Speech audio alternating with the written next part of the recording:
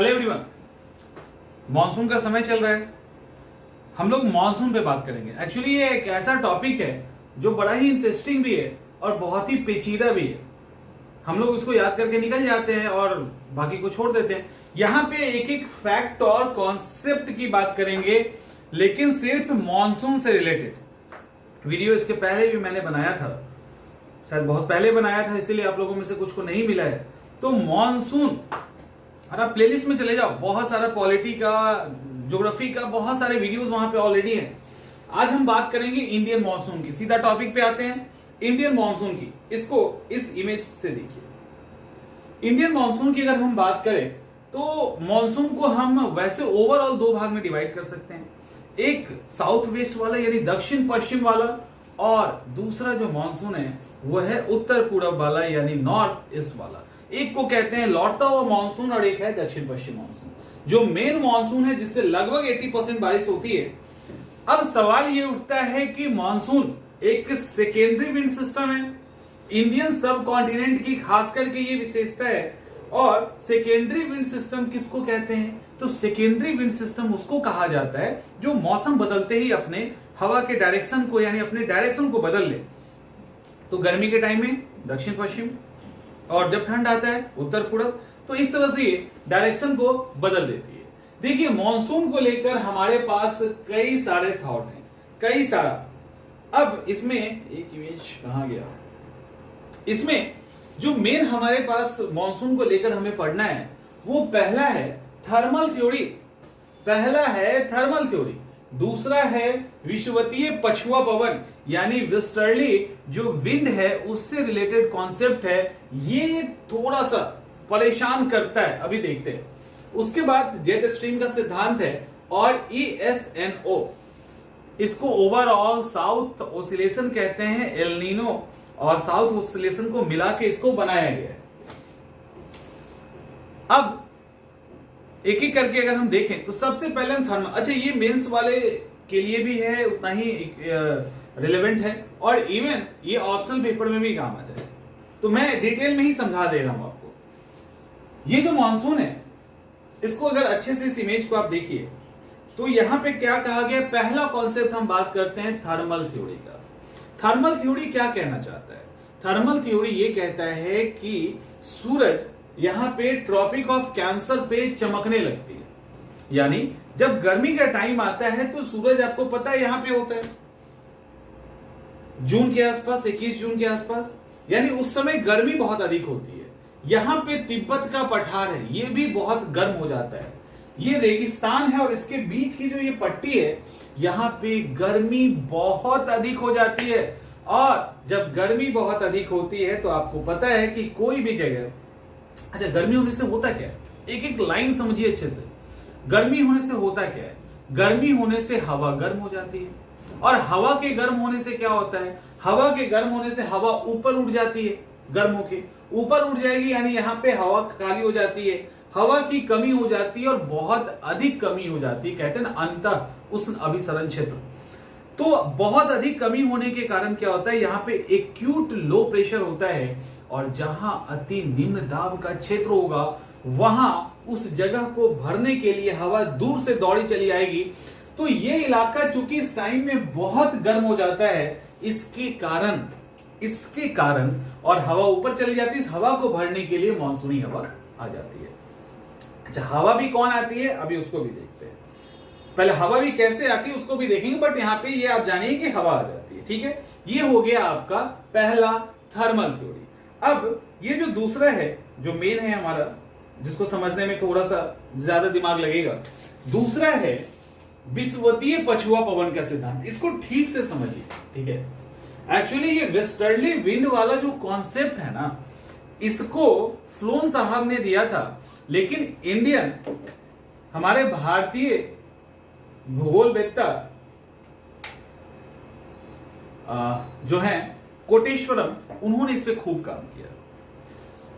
हम लोग ये मानते हैं कि दक्षिण पश्चिम जो पवन है, जो साउथ वेस्ट वाला पवन है, दक्षिण पश्चिम मॉनसून वाला, वो ट्रेड विंड है। हम यही मानते हैं ना कि वो एक ट्रेड विंड है, वो एक व्यापारी पवन है, पूरब से पश्चिम के डायरेक्शन में वो चलती है। सिंपल सा कॉन्सेप्ट है, ठीक है, चलती है। लेकिन और इसी से मॉनसून आता है। लेकिन ये भाई साहब कुछ अलग ही बताते हैं। ये कहते हैं ना, ये ट्रेड विंड नहीं है, ये वेस्टर्ली विंड है। तो सवाल उठता है वेस्टर्ली विंड कैसे है? तो वेस्टर्ली विंड कुछ ऐसे है कि यहां पे एक लाइन खींचा हुआ है। इंडिया जो है वो ट्रॉपिकल जोन में भी है और टेम्परेट जोन में भी है। 23.5 से ऊपर ट्रॉपिक ऑफ कैंसर से ऊपर का जो हिस्सा है इधर वाला वो टेम्परेट वाला है ना, और नीचे वाला ट्रॉपिकल वाला है। ये कहते हैं गर्मी में सूरज जिस तरफ रहती है, गर्मी में सूरज जिस तरफ रहेगी, यानी अगर नॉर्दर्न हेमिस्फीयर में रहेगा तो ट्रॉपिकल जोन थोड़ा ऊपर, टेम्परेट जोन थोड़ा ऊपर खिसक जाता है। यानी ये वाला जो 23 डिग्री है ना, एक्चुअली जो ट्रॉपिकल जोन वाला है ये थोड़ा ऊपर खिसक जाता है, थोड़ा ऊपर खिसक के ये टेम्परेट जोन के अंदर चला जाता है। यानी ये जो इनका हीट जोन है, यानी इनका जो ट्रॉपिकल और टेम्परेट जोन है वो थोड़ा सा ऊपर की तरफ बढ़ जाता है। यही जब दक्षिण में सूरज होगा तो ये थोड़ा नीचे आ जाएगा, ऐसा फ्लोन और कोटेश्वरम दोनों का कहना है। तो इन्होंने कहा कि चूंकि ये जो ना 23.5 डिग्री ही ऊपर शिफ्ट हो जाता है थोड़ा सा, यानी ट्रॉपिकल जोन जो है ना वो थोड़ा ऊपर शिफ्ट होके ये विषुवतीय पछुआ पवन जो वेस्टर्ली विंड वाला रूट है उसी रूट में ये, उसी एरिया में ये चला जाता है। वहां शिफ्ट करने के कारण कोई ट्रेड विंड नहीं, बल्कि ये वेस्टर्ली विंड, ये जो ग्रीन कलर का देख रहे हो ना, ये वेस्टर्ली विंड ही है जो अपने डायरेक्शन को चेंज करके दक्षिण पश्चिम मॉनसून, साउथ वेस्ट मॉनसून के रूप में भारत में इन कर जाती है। समझ में आया? नहीं आया होगा, हो सकता है। एक बार फिर से सुनिए। कहा यह जाता है कि सूरज जिस हेमिस्फीयर में रहता है, यानी जिस गोलार्ध में रहता है, तो वहां पे जो हीट बजट की जो पेटी है वो थोड़ा सा ऊपर शिफ्ट कर जाता है। यानी ये जो 0 डिग्री 8.4 से स्टार्ट हो रहा है ना, ये थोड़ा ऊपर आ जाएगा, और ये जो 23 है ना ये भी थोड़ा ऊपर चला जाएगा। तो इन्होंने कहा ये होता है, उन्होंने कहा नॉर्दर्न में नॉर्दर्न में, साउदर्न में साउदर्न में, तो ये थोड़ा सा ऊपर चला जाता है। और ये जब थोड़ा सा ऊपर जब जाता है तो उससे क्या होता है? उससे ये होता है कि ये इसके शिफ्ट करने के कारण ये वेस्टर्ली विंड के एरिया में चला जाता है, और वही विंड रास्ता बदल के मॉनसून के रूप में आती है। इसी को विषुवतीय पछुआ पवन का सिद्धांत कहते हैं। ये एक्चुअल यहां पे कॉन्सेप्ट है कि ये वेस्टर्ली विंड ही मॉनसून के रूप में आती है, ना कि ट्रेड विंड जो सब कहते हैं। ये दूसरा कॉन्सेप्ट है। उसके बाद तीसरा कॉन्सेप्ट है जेट स्ट्रीम का। जेट स्ट्रीम को आप ऐसे समझिए, जेट स्ट्रीम दो तरह का होता है। एक होता है पछुआ यानी एक वेस्टर्ली, और एक होता है पूर्वी। ठीक है, तो दो तरह का जेट स्ट्रीम है, एक वेस्टर्ली है, एक ईस्टर्न जेट स्ट्रीम है। इसमें जेट स्ट्रीम एक्चुअली होता क्या है, ये बहुत बार देखा गया, लेकिन सेकेंड वर्ल्ड वॉर में इसको मेन खोजा गया था। ये बहुत ऊंचाई पे बहने वाली हवा होती है, बहुत ऊंचाई पे बहने वाली हवा होती है। इसमें ध्यान रखिएगा, जो वेस्टर्ली जेट स्ट्रीम है, जो पछुआ जेट स्ट्रीम है, ये सालों भर बहती है। ठीक है, पछुआ जेट स्ट्रीम सालों भर बहती है, लेकिन जो पूर्वी जेट स्ट्रीम है ये वाला, ये सीजनल है, मॉनसून टाइम में बहता है बस, उसके बाद नहीं। अब सवाल ये उठता है, ये जो वेस्टर्ली जेट स्ट्रीम है पछुआ, वो 20 से 35 डिग्री के आसपास और लगभग 6 से 12 किलोमीटर के आसपास इसकी ऊंचाई होती है। मतलब इसकी ऊंचाई जो है वेस्टर्ली विंड की, ये कंपेयर में ईस्टर्ली जेट स्ट्रीम से नीचे होता है। कारण है इसका ठंडा होना, इसका नेचर ठंडा होता है, ये हवा को भारी करके नीचे जमीन में बैठाने लगती है। तो खैर, तो ये सालों भर बहने वाला हवा है, जेट स्ट्रीम है। और पहले इसको देख लेते हैं। तो वेस्टर्ली जेट स्ट्रीम इसलिए कहते हैं, ये वेस्टर्न यानी पश्चिम से पूरब की तरफ ही बहता है। और मेडिटेरियन सी यानी भूमध्य सागर पे जो तूफान आता है, ट्रॉपिकल साइक्लोन जो आता है ठंड के मौसम में, या ठंड के मौसम में जो ट्रॉपिकल साइक्लोन से बारिश होती है, इसी कारण होता है। या मॉनसून को जो लौटाता है वो यही लौटाता है। तो शीतोष्ण चक्रवात को मेडिटेरियन सी से खींच के लाने वाला इंडिया तक ये यही है पश्चिमी जेट स्ट्रीम। अब क्या है, अब पूर्वी की अगर हम बात करें, ये उससे ऊपर 14 से 16 किलोमीटर के आसपास ऊंचाई में बहती है, इसकी स्पीड भी काफी अच्छी होती है 8 से 35 डिग्री के आसपास, और ये बहुत गर्म होता है नेचर का, और इसके संपर्क में आने, और ऊंचाई भी बहुत अधिक होती है इसकी, तो ऊंचाई जो संपर्क में हवा आती है वो बहुत जल्दी गर्म हो जाती है और बवंडर बनाते हुए वर्टिकल फॉर्म में सीधे ऊपर, ठीक है, वर्टिकल फॉर्म में सीधे ऊपर, और गर्मी के कारण हल्की होकर सीधे ऊपर चली जाती है वर्टिकल फॉर्म में, ये इलाका खाली हो जाता है। यहां पे एक्यूट लो प्रेशर तैयार होता है और मानसून आना शुरू होता है। इसी के कारण प्री मानसून जो बारिश आप सुनते होंगे, जो ट्रॉपिकल साइक्लोन है जो बे ऑफ बंगाल में बनता है, अरब सागर में बनता है, तो इस ट्रॉपिकल साइक्लोन को खींच के लाने का काम यही भाई साहब करते हैं, ठीक है, इन्हीं के द्वारा किया जाता है। अब देखो कॉन्सेप्ट क्या है, मैंने क्या बोला कि ये जो वेस्टर्ली जेट स्ट्रीम है ये सालों भर वाला नहीं है। अब जब सालों भर है तो ये जब आया तो ये कहां गया? सामान्यतः वेस्टर्ली जेट स्ट्रीम हिमालय के दक्षिण में, साउथ में, यानी भारत की तरफ बहती है। लेकिन जब ये पूर्वी जेट स्ट्रीम का निर्माण हो जाता है, ऐसे सिचुएशन आ जाता है गर्मी के कारण अलग अलग तरीके से, तो उस दौरान ये खत्म नहीं होता, उस दौरान ये इस हिमालय के नॉर्थ में, यानी हिमालय के उत्तर में जाके आराम फरमा रहा होता है। ये एक बार आते हैं, अतिथि जाते हैं तो फिर आएंगे अपने घर में हम, तो ये आराम फरमा रहा होता है, लेकिन गायब नहीं होता है, ध्यान रखिएगा। उस समय ये काफी जोर पे होता है और यही मानसून खींच के लेके आता है। लगभग 80% बारिश जो है इसी के द्वारा लाए मानसून से होती है। दक्षिणी पश्चिमी जेट स्ट्रीम जून और मिड सितंबर, अच्छा ये फैक्ट है, जून और मिड सितंबर में एक्टिव होता है। कुछ और भी बातें एक बार सुन लीजिए फटाफट। 1 जून आपको दिख रहा होगा, कौन सा जगह है? केरल का कोस्ट है, और ये 25 मई है, ये कौन सा जगह है? तो ये है अंडमान और निकोबार। यानी अगर आपसे सवाल पूछे तो आपका जवाब क्या होगा? अगर आपसे पूछे भारत के क्षेत्र में मानसून सबसे पहले कहां आता है, जवाब में केरल भी हो, अंडमान निकोबार भी हो, तो कहां आएगा? तो इसका आंसर होगा अंडमान निकोबार। 25 मई को ही यहां पहुंच जाता है मानसून। लेकिन अगर सवाल यह हो कि दक्षिण पश्चिम मानसून से बारिश, या वो सबसे पहले भारतीय मेनलैंड में कहां पहुंचता है, तब आंसर होगा केरल, ठीक है, तब आंसर होगा केरल। अब देखिए 5 से 10 जून तक कोलकाता मुंबई, 10 से 15 तक पटना अहमदाबाद नागपुर के इलाके में, 30 जून तक दिल्ली, 7 से 10 जुलाई तक पंजाब पहुंच जाता है ये, ठीक है। उसके बाद लौटने का काम शुरू होता है, वहां तक पहुंच जाता है। एक और बात है, अभी देखते हैं बारिश की जो मात्रा है उसको भी देख लीजिए।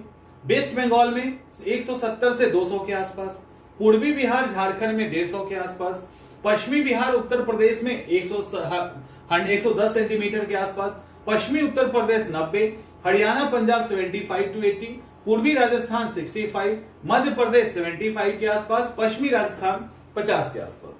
इस तरह से यहां पे कहने का मतलब यह है कि मॉनसूनी हवाएं जैसे जैसे कॉन्टिनेंट के अंदर जाएगी, जैसे जैसे नॉर्थ से साउथ की तरफ जाएगी, वैसे वैसे बारिश की मात्रा कमते जाती है।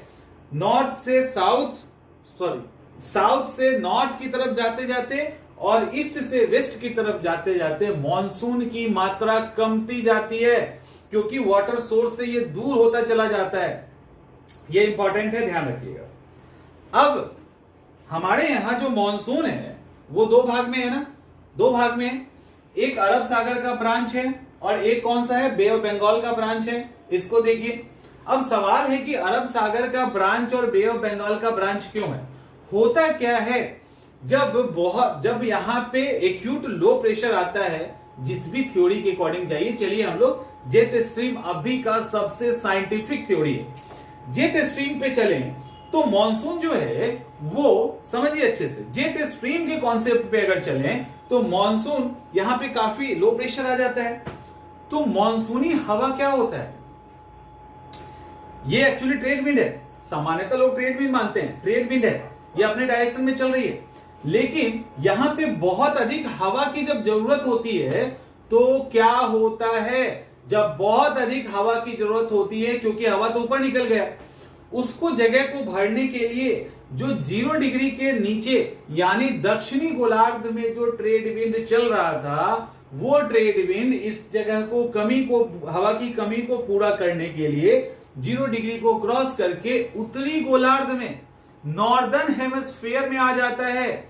और उत्तरी गोलार्ध में आने का मतलब है कि अब ये दाहिनी ओर मुड़ जाएगा, क्योंकि फेरल साहब का कॉन्सेप्ट है कि कोई भी करंट जब दक्षिणी गोलार्ध से उत्तरी गोलार्ध की तरफ आएगी तो वो दाहिनी ओर यानी राइट की तरफ मुड़ेगी, और जब वो उत्तरी गोलार्ध से दक्षिणी गोलार्ध में जाएगी तो वो बाईं ओर मुड़ेगी। तो ये हवा क्या होता है, ये जो हवा है वो मुड़ जाती है किधर, राइट की तरफ। तो राइट की तरफ मुड़ रही है यहां से ना, चारों तरफ से राइट की तरफ मुड़ रहे हैं। अब ये जो चारों तरफ से राइट में मुड़ रहा है, तो भारत का ये जो इंडियन पेनिसुला का स्ट्रक्चर ही ऐसा है कि इस हवा को 2 भाग में बांट देता है। एक हवा इधर से इन कर जाती है और एक हवा यहां से इन करती है। क्यों करती है उसको भी देखेंगे। तो इस तरह से 2 अलग अलग डायरेक्शन में अरब सागर और बंगाल की खाड़ी ब्रांच के नाम से हवाएं, मानसूनी हवाएं भारत के अंदर इन करती है। ये जो बे ऑफ बंगाल का ब्रांच है ये 4 भाग में टोटल डिवाइड होता है। पहला अंडमान निकोबार, दूसरा म्यांमार, तीसरा चला जाता है नॉर्थ ईस्ट, और इसी नॉर्थ ईस्ट वाले ब्रांच से एक सब पार्ट निकलता है, 3A नाम दे दिया गया है। ये मेघालय के गारो खासी जयंतिया में जाके फंस जाता है। कहा जाता है वहां पहाड़ इसको कुछ इस तरह से घेर लेता है कि कुछ कीपाकार टाइप का, पेट्रोल डीजल डालने, केरोसिन डालने वाला जो कीप होता है ना तेल वाला, उस कीपाकार टाइप का स्ट्रक्चर होता है जिसके भंवर में फंस के मानसूनी हवाएं, जितना भी ह्यूमिडिटी है सब उसका खत्म हो जाता है, यानी बारिश जम के करवाती है मौसीनराम और चेरापूंजी, इसलिए वहां पे। तो थर्ड हो गया। 4 वाला इंडिया के मेन लैंड के अंदर इन करता है। इस तरह से 4 अलग अलग बे ऑफ बंगाल का ब्रांच है। सिर्फ उसी का नहीं, अरब सागर का भी 4 ब्रांच है। पहला गुजरात के काठियावाड़ में, दूसरा अरावली के ठीक सीधे निकल जाता है हिमाचल प्रदेश से आगे, तीसरा वाला एमपी और छत्तीसगढ़ के आसपास, चौथा वाला ये जो सह्याद्री है वेस्टर्न घाट वाला, वहां पे बारिश करवाता है। तो इस तरह से 4 हो गए। तो 4 दोनों के ब्रांच बनते हैं। तो 4 दोनों का ब्रांच बना। यहां पे चलो यहां इस कॉन्सेप्ट को हम देखते हैं और कुछ नहीं। अब यहां पे देखिए एक और, ये जेट स्ट्रीम्स हवा आ गया। एक लास्ट कॉन्सेप्ट आता है एल नीनो का, ला नीना का। अब यहां पर इसको अच्छे से देखिए, ये फाइनल कॉन्सेप्ट है मॉनसून का। एल नीनो का नाम सुना होगा आपने और ला नीना का नाम सुना होगा। सामान्यतः यही जानते हो ना, सामान्यतः आप यही जानते हैं कि एल नीनो के तहत, यानी एल नीनो से हम क्या निकालते हैं, एल नीनो से में क्या होता है, हवा गर्म हो जाती है, हवा गर्म हो जाती है, राइट। सॉरी, मतलब हवा नहीं, एक्चुअली एल नीनो कहां से निकलता है पहले ये पता। ये वाला जो है ना इलाका पेरू वाला, यहां से एक करंट है, महासागरीय करंट है प्रशांत महासागर का, उसका नाम है हम्बोल्ट की धारा, उसको पेरुवियन भी धारा कहते हैं। 3-4 साल के फ्रीक्वेंसी पे उसका नेचर गर्म हो जाता है अचानक से। और ये कब होता है, क्रिसमस के आसपास। कब होता है, क्रिसमस के आसपास।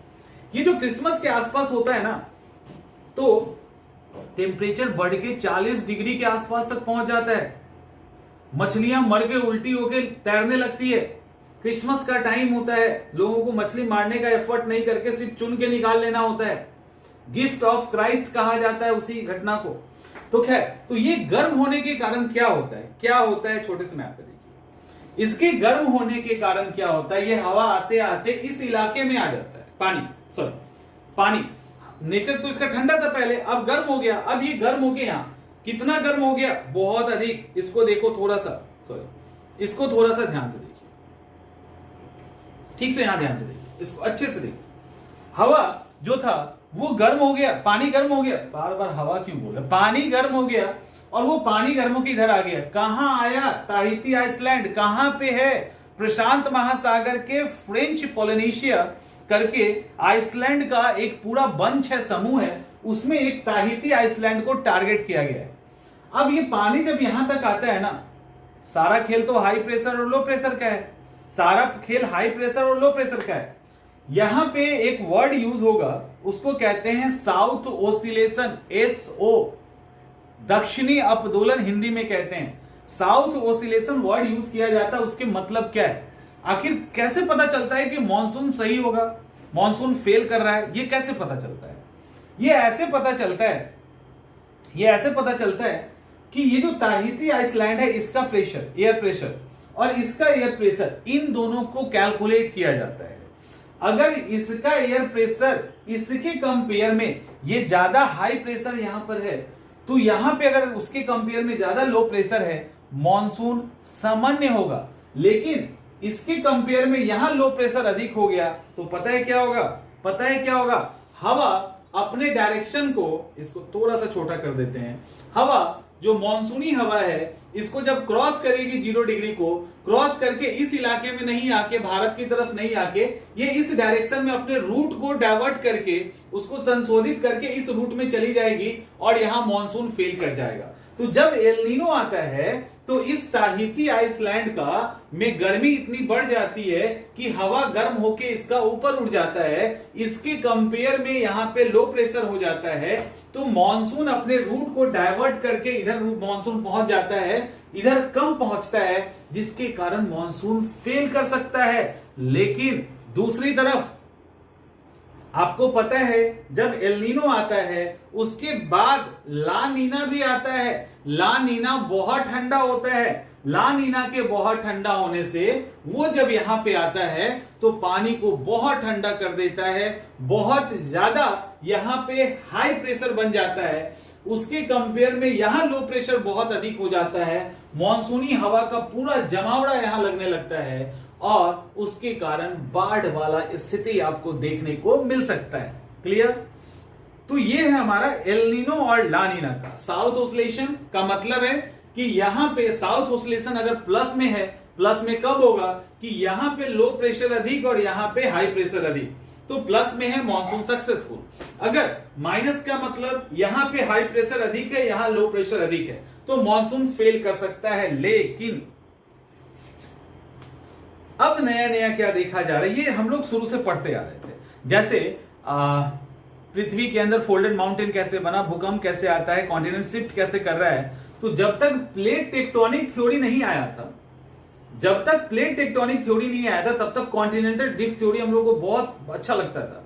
लेकिन जैसे ही प्लेट टेक्टोनिक थ्योरी आया, कॉन्टिनेंटल ड्रिफ्ट थ्योरी गया, तो वही था इसका। अभी तक हम ये मान के चल रहे थे एल नीनो और ला नीना से इंडियन मॉनसून सबसे अधिक प्रभावित होता है, लेकिन ये पूरी तरह से सही नहीं है। एक्चुअली सही इसलिए नहीं है, इससे ज्यादा इंपैक्ट जो है वो जेट स्ट्रीम डालता है। इसको ऐसे समझिए कि यदि एल नीनो आ गया, मॉनसूनी हवा इधर उधर भाग रही है और संयोग से ये हमारा जेट स्ट्रीम मजबूत है बहुत ज्यादा, तो हवा को खींच ही लेगा और इंडिया में सामान्य बारिश होगी। एल नीनो आ भी गया और ये मजबूत है तो सामान्य बारिश करवा देगा। एल नीनो के आने के बाद भी कई बार भारत में मॉनसून सामान्य हुआ, तब सबको लगा कि अरे क्यों हो रहा है ऐसा, तो पता चला जेट स्ट्रीम, और एल नीनो भी आ गया और ये कमजोर है, तब पक्का फेल कर जाएगा। उसी तरह से ला नीना में बाढ़ आता है, बट ला नीना आने के बाद भी बाढ़ नहीं आ सकता है। ला नीना आ गया और इसको अंदर ले जाने वाला कैरियर यानी पूर्वी जेट स्ट्रीम कमजोर पड़ा हुआ है, पड़ा रह जाएगा, कमजोर पड़ा हुआ है, तो वो नहीं पहुंच पाएगा, वो थोड़ा ही पहुंचेगा, मॉनसून सामान्य होगा। लेकिन ला नीना भी आ गया, ये भी मजबूत हो गया, तब तो बाढ़ आना ही है। तो ये नया कॉन्सेप्ट है कि अब जेट स्ट्रीम जो है वो ज्यादा निर्णायक भूमिका में रहता है मॉनसून के फेल और पास में।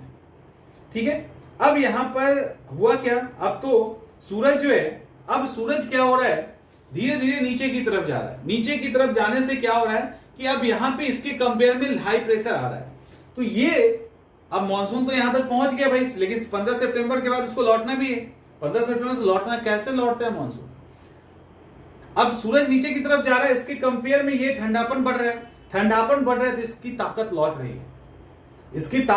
रही है, अब ये उधर से घूमता हुआ आ रहा है और अब यहां पे ये एक्टिव होने लगा। ये जैसे जैसे आगे की तरफ बढ़ेगा ये वैसे वैसे पीछे की तरफ बढ़ेगा और ये बढ़ते जाएगा, उत्तर पूर्वी मानसून का निर्माण होगा, मानसून लौटने लगेगी, उसी को लौटता हुआ मानसून कहते हैं। और यही बाद में बे ऑफ बंगाल से पानी उठाएगी और कर्नाटक के तट पे लाके पटक देगी। ठीक है, और इसके कारण यहां पे जम के बारिश होगा, इसके कारण यहां पे जम के बारिश होगा। और आप सुनते हैं कि जो लौटती हुई मानसून से कर्नाटक में बारिश होती है, तमिलनाडु में बारिश होती है। क्यों होती है बारिश? क्योंकि जब वो मानसून आता है ना तो ये एक तरह से शैडो एरिया में पड़ जाता है और ये छिप जाता है, लेकिन जब ये आता है यहां पे तो एकदम सीधा हिट करता है, क्योंकि इसके सामने वाला ये एरिया है। तो आंध्र प्रदेश में भी, तमिलनाडु में भी, ओडिशा में भी बारिश देखने को मिला है, तो खास करके तमिलनाडु में, जिसके कारण धान की दो दो फसल यहां पे निकाली जाती है। तो ये ओवरऑल आपका पूरा मॉनसून का कॉन्सेप्ट है, फैक्ट्स भी इसके अंदर डाल दिया गया है, कॉन्सेप्ट भी हो गया। आप आराम से इसको मेंस के पॉइंट ऑफ व्यू से भी कर सकते हो, प्रीलिम्स के लिए भी कर सकते हैं। तो अच्छे से समझ लीजिए एक बार कि दोबारा आपको मॉनसून समझने की जरूरत नहीं पड़े। मिलते हैं फिर कभी अलग वीडियो में।